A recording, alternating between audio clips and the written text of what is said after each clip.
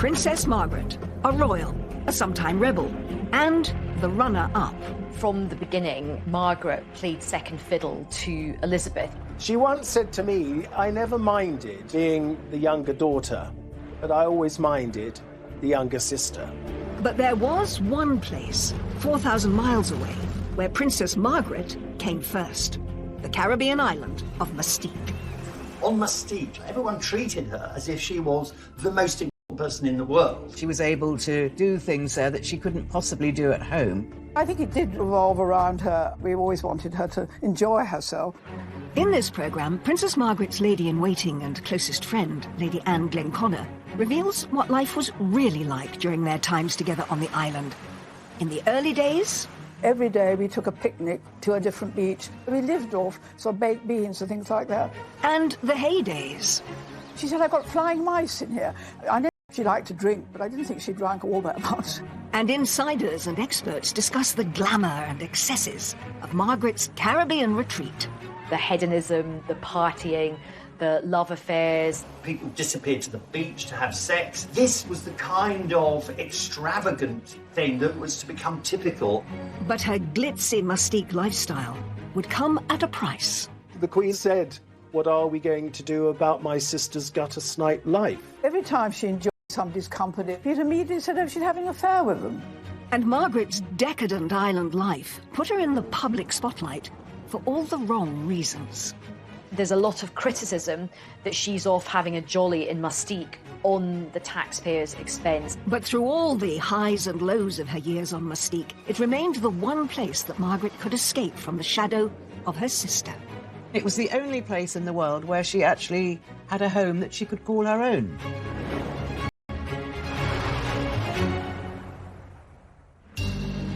January 1976. Princess Margaret arrived by private plane on the beautiful and secluded Caribbean island of Mustique. She was here to celebrate the 50th birthday of a close friend. But she was also escaping. Back home, Margaret's marriage to Tony Armstrong-Jones, or Lord Snowdon as he was also known, had broken down. He'd had numerous affairs, and Margaret needed to get away from London and from him. And Mustique was the perfect place. Tony became a serial adulterer. What started the rumours about your marriage? You know more about this than I do, I'm afraid. The media were already making who were concerned. Her sister, Queen Elizabeth, had reached the end of her tether. The Queen had said to Prime Minister James Callaghan words to the effect of, what are we going to do about my sister's gutter snipe life? The trip to Mustique would give Margaret a chance to get away from all of her troubles and have some fun. Princess Margaret liked excess, and key to all this is that she was the centre of attention. The island was owned by Colin Tennant, later known as Lord Glenconner, who had bought it in 1958 for £45,000. He'd always had this dream about having a proper island, I think. And Princess Margaret was so wonderful because she went along with Colin's dream. She encouraged it. Colin and Anne Glenconner had always been part of Princess Margaret's social circle. Anne, his wife, was an extremely close friend of Princess Margaret, and she also became a lady-in-waiting. I've known her, really, ever since I was about 3. My family were always great friends of the royal families. Colin Tennant's 50th birthday was going to be a huge, excessive and glamorous party. He was an ace putting on parties, and he was really only happy when he was doing that. You could do whatever you liked. People disappeared to the beach to have sex, skinny dipping in the sea, and this was the kind of extravagant thing that was to become typical. He was like a ringmaster, really, in a circus, arranging everything and controlling everybody, and don't do this and don't do that. The star-studded party was the epitome of opulence and a world away from the stuffy life of the royals back in the UK. It was like a big house party, really, and everything was gold. There was lots of photographs taken. Bianca Jagger was brought in on a sort of and litter carried by some local boys that were completely naked except for a golden coconut positioned in the right place. That was quite a sight. And it really captures the spirit of the 70s and also the spirit of hedonism on the island. Colin was so extravagant. He even sprayed the grass gold. His wife, Lady Glenconnick, sprayed her face gold and then regretted it afterwards because it was deeply unflattering. It was terrible because every time I moved my face or smiled, the whole of my face was cracked in a very unbecoming fashion. And Colin kept on saying, "Aren't you enjoying yourself?" I said, "Yes, I am, Colin, but I can't smile." Of course, the belle of the ball was Princess Margaret. She had the most beautiful dress that we'd had made for her, so she was thrilled. Turban on. It was Colin's party, but Princess Margaret ruled the roost, as she usually did on Mustique. It was a welcome break from the royal pecking order in Britain. From the beginning, Margaret played second fiddle to Elizabeth. I think it's really difficult for Margaret. You know, she is an extrovert, she's quite an alpha type, and I don't think she takes kindly to playing second fiddle. She once said to me, "I never minded being the younger daughter, but I always minded the younger sister." On Mustique, she could be queen. Everyone kowtowed to her. Everyone treated her as if she was the most important person in the world. I think it did revolve around her up to a point, you know, because Colin wanted her to be happy and we always wanted her to enjoy herself. But even though Margaret could relax and party on Mustique, she didn't want anyone to forget that she was royal. So people still had to curtsy and bow to her, even if they were in bikinis. And there were stories of waiters having to swim out to give her a cocktail. When she went swimming, because she was easily bored and insisted that people talk to her. One was deputed to swim with Princess Margaret. She had this beautifully coiffed hair, so she would swim very upright, doing a breaststroke, very, very slowly, looking ahead. And then I developed a sort of side stroke where I could keep up with her, doing a sort of doggy paddle with one hand. By the time of Colin Tennant's party, Mustique had become Margaret's very own pleasure kingdom, a centre of glamour and excess, and a refuge from her troubles back home. But when she first visited, back in the early 60s, life on the island was shockingly different.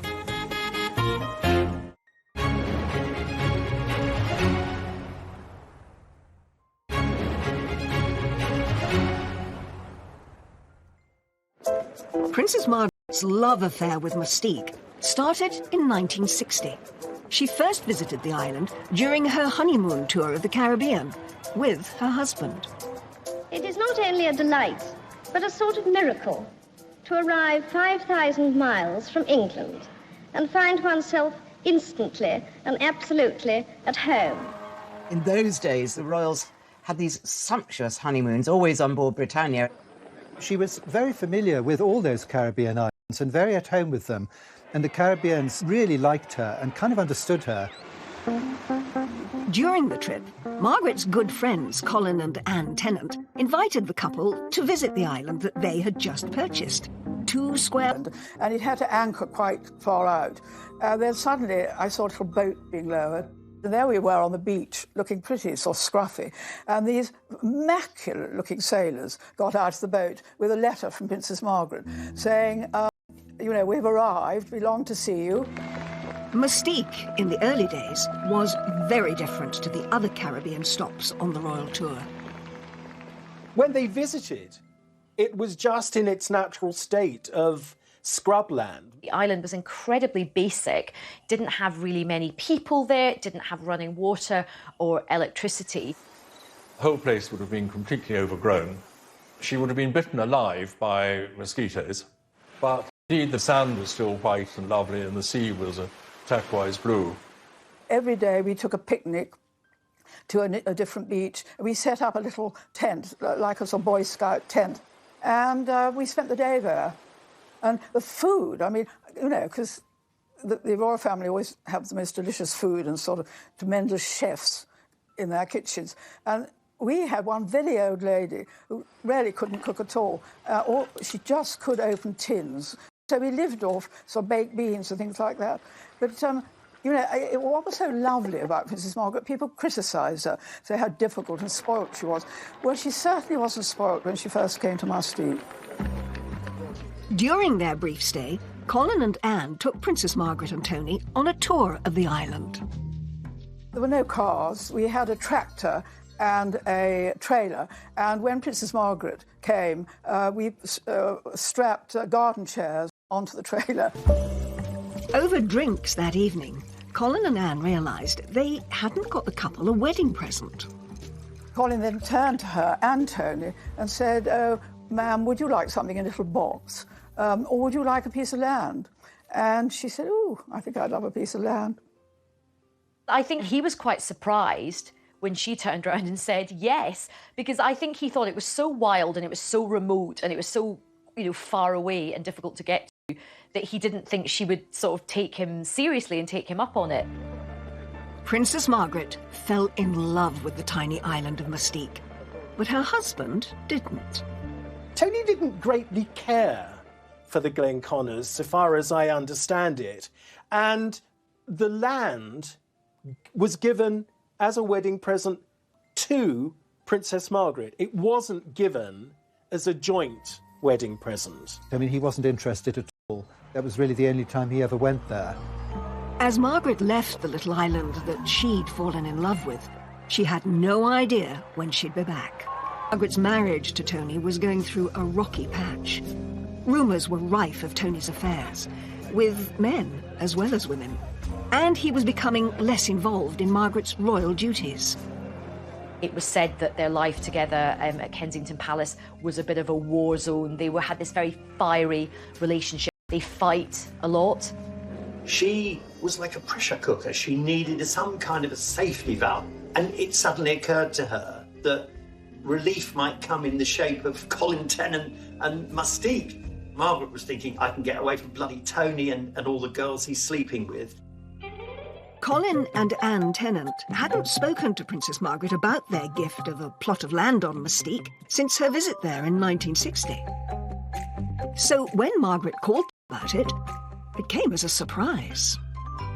Obviously, this barren piece of scrum was of absolutely no use to her without a house. Rather cheekily, she said, "Does a house come with it?" When he and I were talking about this, and he actually said, "Well, I could hardly say no, could I?" He said, so I ended up paying for the house. Margaret was famously tight-fisted. If she could avoid paying for something, she would. And of course, she knew that Colin Tennant didn't mind at all. You know, Colin wasn't a poor man. He had the money, he could afford to do it. Towards the end of 1968, Princess Margaret flew out to Mustique to start making plans for her Caribbean home. Colin and I were very nervous about having to stay because, you know, I mean, she had been used to being, you know, living at Kensington Palace and Windsor and Sandringham and Balmoral, you know, and there she was going to stay. And at that time, our main house had burnt down and we were living in a sort of prefab. I mean, it was really, really simple. Quite a journey to get there. You had to fly to Barbados and then fly to St. Vincent and then had to take a boat. The sea is quite treacherous there, actually. It could be very choppy. The island was pretty wild still at this point. She just got stuck in. Roughing it on Mustique in those early days did mean just rigging up a sort of Heath Robinson contraption of a shower. She had to go outside, stand under a tree where we had a bucket. The bucket had holes in it. They filled up the bucket and she stood underneath. The water was like the water in Scotland. She probably recognised it from the Balmoral area. It was orange. You know, there was so much clay in it. There's a story about how at night these huge mice start to try and sort of throw themselves at the mosquito net. I remember the first time she went to her room to bed and I was sort of tidying to her bedroom and she said, "I've got flying mice in here." And I said, "Ma'am, I know she liked to drink, but I didn't think she drank all that much." But it was quite true. There were these tiny mice, and they ran up the mosquito nets and jumped from one, because there were two beds in her room, from her bed onto the other one. And I think she told the Queen, who simply didn't believe her, because I remember when I then next saw the Queen, she said, "Margaret had the most extraordinary story flying mice. And I said, well, actually, it was true. There was no easy way for Princess Margaret to get to her plot of land, so she was forced to walk up to it. They had to trek along narrow paths where she might easily have got the royal legs scratched a bit. We dressed her in Colin's pyjamas, we tied string round her ankles and wrists, and out we went to find where we thought she'd like to build a house. So we had this wonderful picture of the Queen's sister in what presumably were oversized pyjamas, trekking over this very rough territory in very high temperatures. It's perched up very high with a wonderful view over the sea below and over the bays and things. And so it must have been heaven to be up there. When Margaret saw the land, it said she wasn't totally happy with the size of it. We suddenly saw her taking the pigs out and disappearing off into the jungle. And Colin said, what are you doing, ma'am? And she said, well, I think I need a bit more land. So Colin said, why? And she said, well, I've got to have gatehouses for my security. She was very keen to have Oliver Messel design the house, partly because she loved his designs. He was an eminent theatrical designer, and she'd seen his house on Barbados and loved it. It is extraordinary that as Princess Margaret demanded more and more, she demanded perfection when the house was being designed. I don't think it ever occurred to her to offer to pay for some of the work. As work on Margaret's house got underway, Colin Tennant picked up the bill for everything. And soon, the princess realised that her new house could be the perfect place to invite her gentleman friends.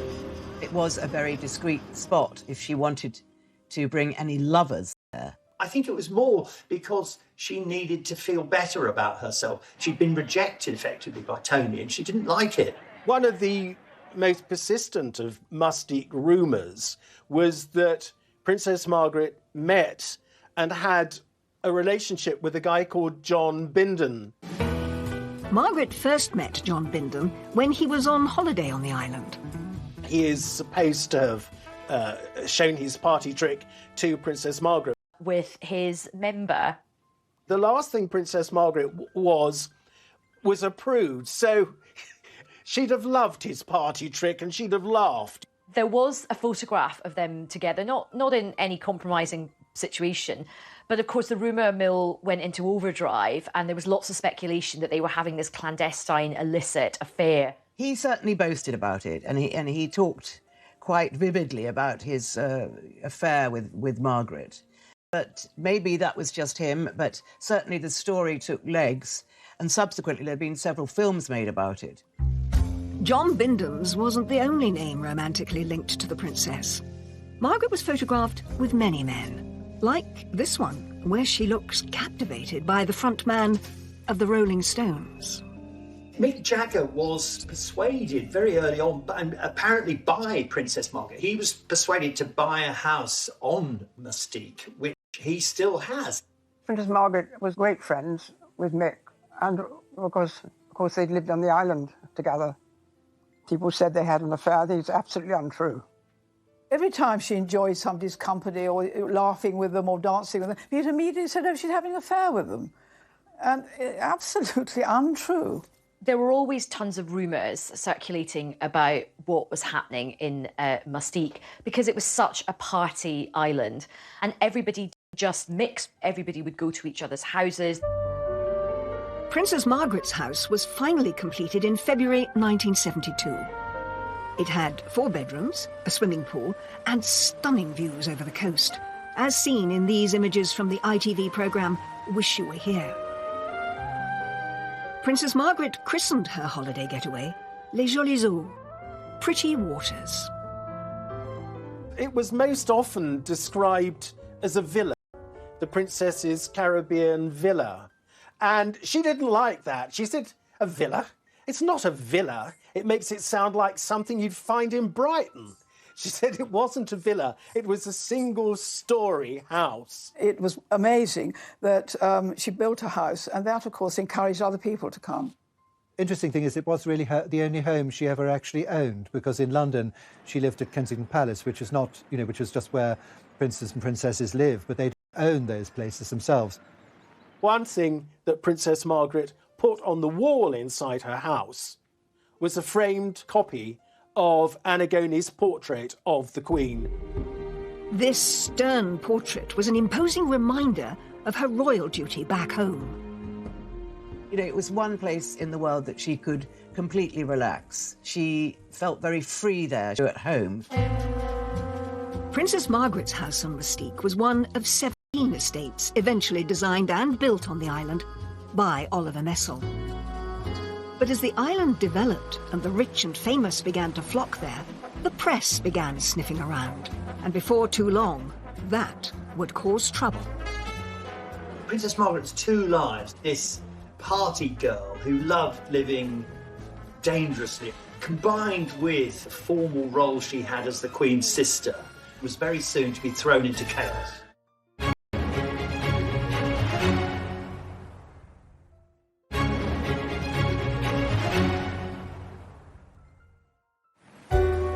Mustique had become Princess Margaret's special hideaway, not just from her royal duties, but from her marriage too, which was now in serious trouble. She was very angry about the allegations of his indiscretions, so I think she decided that she needed somewhere that she could escape to. But it wasn't just Lord Snowdon who was having affairs. The princess now was seeking solace of her own outside the relationship, and word had reached the palace. The Queen would have known about the rumours surrounding her sister. She would have got involved because we know the Queen has always worried enormously about the reputation of the royal family. But also we have to take the personal view. The Queen has always been very protective of her sister. And there was one relationship in particular that had been noticed. It began in 1973 when Princess Margaret met Roddy Llewellyn. Roddy Llewellyn was originally produced as a sort of spare man by Anne Glenconner at a house party in Glen. We were at Glen in Scotland, and it so happened that some young man dropped out, and we wanted to get the numbers straight. And I said to Colin, what are we to do? And so he said, well, I've got an aunt called Violet Wyndham. She was called Aunt Nose, because she had a very big nose, and knew everybody in London. So I rang her up and I said, by any chance, do you know anybody that might like to come up? And she said, well, actually, as it happens, there's a young man called Roddy Llewellyn. I think Princess Margaret knows his father. And it just was, you know, I suppose love at first sight. The princess herself was desperately unhappy. Meeting Roddy gave her back everything. They got on well. They used to sit in the drawing room playing cards together. And I remember going for a walk quite early on with Roddy, and he said, Princess Margaret's so beautiful. Didn't realise she was so beautiful, her eyes. And I just said to him, perhaps I shouldn't. I said, well, Roddy, you tell her, not me. I think Roddy's vulnerability version of her husband. This intimate picture from Lady Anne Glenconner's selection shows them together in the early days of the relationship. They managed to keep things secret largely thanks to Margaret's house on Mustique. It was a most wonderful place for her, you know, for them to be together. Well, I think the Mustique is a perfect place for anybody who's having a love affair. It's a perfect setting for that, because you've got the privacy, you've got the, you know, all the beautiful weather and the beaches. Mustique gave the couple privacy and protection far away from prying eyes. He was always finding shells or doing something in the garden, because, of course, he was a gardener. And they were always sort of doing something together. Then, at some point in 1976, a press photographer arrived on the island. Colin Tennant had been a very jealous monitor of who could and who couldn't visit Mustique. But he had at some time then decided it was good for business to have upmarket groups visit the island. But in 1976, unknown to anybody on the island, one member of the group that had been allowed to visit was one of Rupert Murdoch's employees, an Australian journalist. And he seized the moment with his long-distance lens. The photograph was taken, it was sent back to London, so the relationship became public knowledge. The photo, published in the News of the World, stunned Britain. It's pretty evident that they are in an intimate relationship, and very, very close to each other. You can just tell that from the body language. But I think it was a pity it got out, you know. Prying into people's privacy. That's what the press do, don't they? The photo of Roddy and Margaret gripped the nation, and the press went into a frenzy. Lord Snowdon, Princess Margaret's husband, was overseas at the time. I'm naturally desperately sad in every way. He was furious because he looked like he'd been cuckolded by a younger man, and that didn't appeal to his vanity. Lord Snowdon, is there any hope of a reconciliation? Thank you, Lady Smith. It gave him the opportunity, in a sense, to look slightly like the wronged husband, which, of course, was very far from the truth. It was the final straw, really, in the marriage, because the following month, in March of 1976, Princess Margaret and Lord Snowdon officially separated. Although Margaret had endured years of infidelity, the public and the press now turned against her. In a sense, it opened the floodgates to press criticism and general criticism. They would sell more newspapers if they wrote about a princess behaving badly. They were on the lookout ever after for princes and princesses who were behaving badly. This ushered in, I think, a greater level of press intrusion into the royal family. After the images of Roddy on Mustique emerged, talk turned to the possibility of the first royal divorce in 4 centuries. It was a bruising time for Princess Margaret. She had lost public support because I think people were quite horrified by the Roddy Llewellyn affair. So, you know, her rating with the public had fallen hugely. Once again, Margaret turned to her sanctuary, Mustique. Margaret's separation had put pressure on her relationship with her sister, who'd always hoped that the marriage could be saved. But in 1977, the Queen paid a visit to her sister on Mustique. The Queen was on a Silver Jubilee tour of the Caribbean. She still had the Royal Yacht Britannia, so they were able to pay Princess Margaret a visit. Margaret was absolutely delighted when the Jubilee tour of 77 brought the Queen and Prince Philip to Mustique. I mean, she'd been longing to show her sister her house. You know, Colin was so excited to have them there, of course. Well, we were all absolutely thrilled, I can't tell you.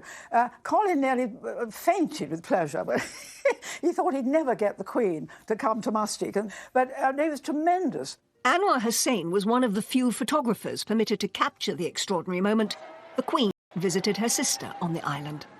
Queen was on Britannia, and I had a number of the PR. I arranged him. I said, look, we want to come, and it's a historic moment. Queen has never been to Mustique, and they like these sort of pictures I did of Queen looking more natural. It would be Queen Elizabeth's first time on the island that had meant so much to her sister over the years. I had a little boat to bring them into a little jetty. See the way they arrived. They had made a special crown, and where they walked through it, and it was sort of very rustic. And the little kids, local kids, came and joined, dressed as fairies. And I think it was quite a little personal touch. The locals were meticulously coached for the monarch's arrival. I taught them how to curtsy and taught the men how to bow. And I said, you know, when the Queen comes, you stand up. Well, when the Queen got off, they never moved. They sat absolutely on their seats. And I could see her so graciously going and looking and smiling.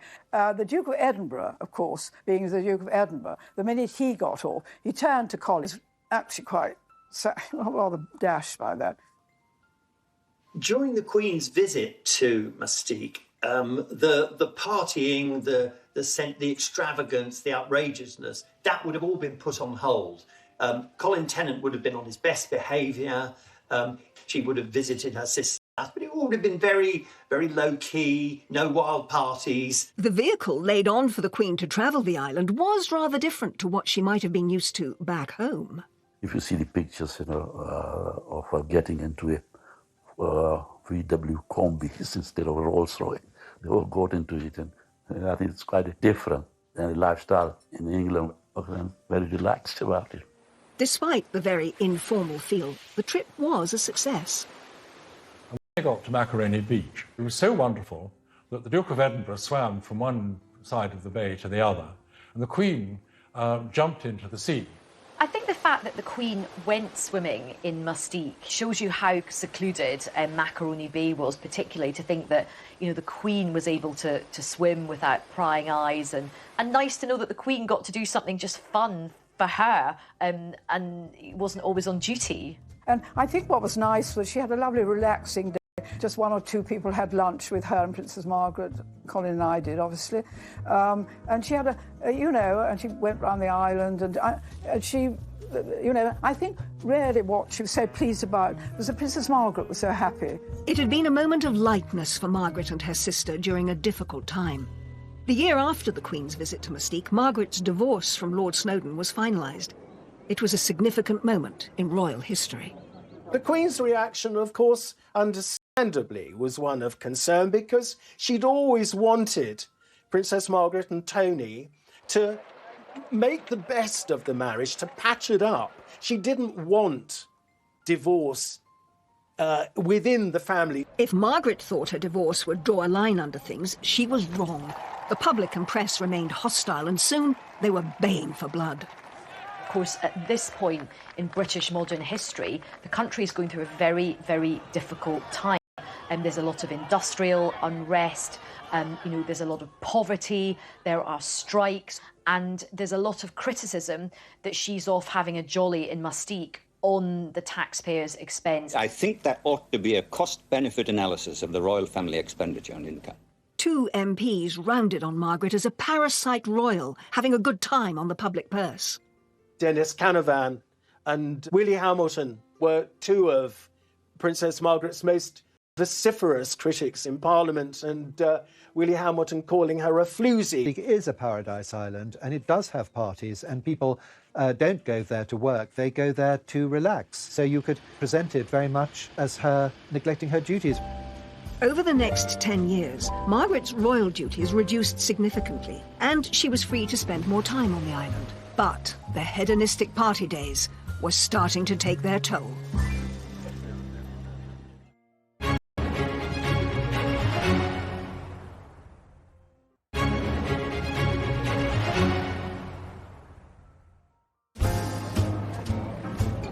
After a turbulent time on and off Mustique during the 1970s, Princess Margaret finally separated from Roddy Llewellyn in 1980. The princess's relationship with Roddy had lasted for 8 years. But in 1981, he married a very charming and talented lady called Tanya Soskin. She knew Roddy wanted to get married. She accepted it. She made friends with his wife so that, you know, she would be able to see him again. And when he had his 3 lovely daughters, she was always interested in them. Margaret remained officially single for the rest of her life, but she still loved a good party. And in 1986, Colin Tennant hosted a celebration for his 60th birthday on Mustique. And it was a glamorous and opulent affair. Colin had chartered this enormous, great 400-foot sailing vessel. And so, again, the great and the good were treated to a week of wonderful parties, culminating in the Peacock Ball. We started off in St. Lucia, we went to Martinique, and then we had parties on all the different islands. Princess Margaret didn't come on the boat. She was in her house in Mustique, and she gave a wonderful lunch, which was a sort of festival of bobbing apples, champagne. Anyway, it took 2 years to plan this party, and we had special dresses for about 6 people, including Princess Margaret. The Peacock Ball was a star-studded night, as this extraordinary photograph shows. But royal tradition dictated that Princess Margaret should be the last to arrive. Princess Margaret was not going to arrive until all the guests had arrived. And there was one to come, who of course was Raquel Welch. Anyway, eventually there was a stalemate, and Princess Margaret then came in and was greeted by Colin and Anne, and then Raquel Welch came in. Raquel Welch was always late for everything, so she actually was later than Princess Margaret, which was slightly irritated Princess Margaret because she's always meant to be the last person to arrive. As seen in this intriguing photograph, the evening saw Colin adorned in a crown of his own. The culmination was the crowning of Colin as the King of Mustique. Scotland territory. Though what these remarkable pictures don't show is that there was also lots of alternative entertainment available. Effectively, pornographic films were shown, and it's difficult to know what Margaret would have made of the adult films. But I think by now she thought, well, whatever I do, there's a chance that someone will find out, and I need to live my life, so I'll take the risk. It would be one of the last great Mustique parties that Colin would throw and Princess Margaret would attend, as her hedonistic lifestyle would eventually catch up with her. Well, Margaret had always been a smoker and she'd always been a drinker. And eventually this took a toll on her health. And she had part of her lung removed, which is in fact what had happened to her father, King George VI. Whilst Mustique was the location for some of the best times of her life, it was also where her well-being began to suffer. In the 90s, Margaret really saw her health decline, and she ended up having a couple of small strokes while she was at Mustique. On her way to a hospital in Barbados this evening, Princess Margaret, with sun hat and sunglasses, before tests to see how soon she can return to Britain to convalesce after her mild stroke. The most significant event, however, was when Princess Margaret suffered severe burns to her feet in 1999. The thermostat on the boiler wasn't working properly, and she thought she was turning off the hot tap. She turned off the cold, and this boiling water, she was standing up, went straight on her feet. She rang me up and she said, Anne, I don't want anybody coming in except you. And I looked after her night and day. And I remember one day I was quite tired because, you know, I had to help her in the night if she wanted to go to the bathroom and that sort of thing. And so I said, would you mind, she had 2 single beds in her room, I said, would you mind if I got into the next door bed and we could watch some videos and, you know, I could be company. Oh, she said, yes, is it like boarding school? Because she'd never been to boarding. And it is a bit, except at boarding school you can't lie in bed watching videos. But, you know, personally, any time I did ring the Queen up, I said, ma'am, could you help? And the doctor thinks she's well enough to go on Concorde, because in those days Concorde came to Barbados. So we flew back and she went to hospital. But her feet really never recovered. By this time, Les Jolis Eaux had been gifted to Margaret's son, Viscount David Linley. The villa had been signed over to him to celebrate the 1996 wedding to Serena Stanhope. I think that most people like a sense of continuity, and I think Princess Margaret probably did hope that it would go on being a happy home for her descendants. But as with so much in her life, Princess Margaret's hopes and dreams did not quite come into fruition. In 1999, Viscount Linley put the villa up for sale. So Princess Margaret was really upset when her son decided her own rights. When you bear in mind what it had actually meant to her for so long, I think it hurt her very much. The villa was sold to new owners in the year 2000, and just 2 years later, Princess Margaret died. Draped in her own blue and crimson standard, Princess Margaret's coffin leaves the King Edward VII Hospital late this afternoon. Her ashes were placed in a tomb with her father, King George VI. It had been a life well lived, and Princess Margaret's time on Mustique had scaled the highest highs and touched some of the lowest lows. I think lots of Margaret's life became so entwined with Mustique, you know, the high points of her life, you know, the hedonism, the partying, the love affairs, but also the bad times as well. The scandal of her affair with Roddy becoming public, and the heartache that brought her and the rest of the royal family, and of course some of her health issues. There's little doubt Princess Margaret's life on Mustique did much to change the perception of royalty in the 20th century. She opened up the family, not just to the reality of divorce, but then she also opened up the royal family to the kind of criticism that we saw with Prince Charles, that we saw with the Duchess of York and Prince Andrew. Probably none of that, or much less of that criticism, that focus, would have happened but for Princess Margaret's behaviour on Mustique. Margaret's legacy will forever be tied to an island a little more than 2 miles across, 4,000 miles away. OK, Colin bought the island, Colin developed the island, it became this hedonistic paradise. But it was Princess Margaret that put it on the map. And it was the only place in the world where she actually had a home that she could call her own. The Queen thanked Colin and me for giving Princess Margaret so much happiness in her life with Mustique. I felt so quite relieved that she felt that we had, you know, what we had done for Princess Margaret, she did approve of.